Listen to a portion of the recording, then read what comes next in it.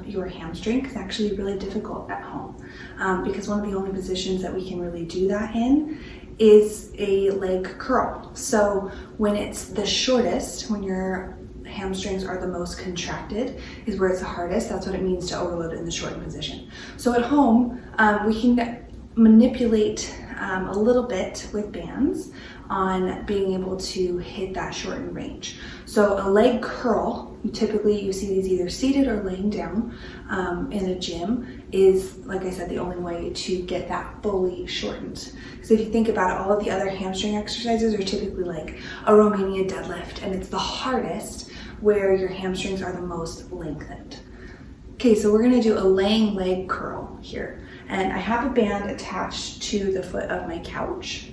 And I'm going to take my squat bar, my squat sponge, and I'm gonna place it on my hips and lay on my table here. The reason that you want to try to find something to put underneath your hips, like a rolled up towel or like a squat sponge or maybe even a small foam roller or something like that, is your hamstrings can't actually get as fully shortened if you don't have some hip flexion.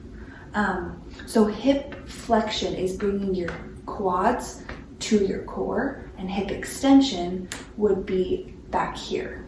So hip flexion is actually important. So laying this on your hips allows, when you're laying down, allows for just a little bit of hip flexion so that you can be in the right position.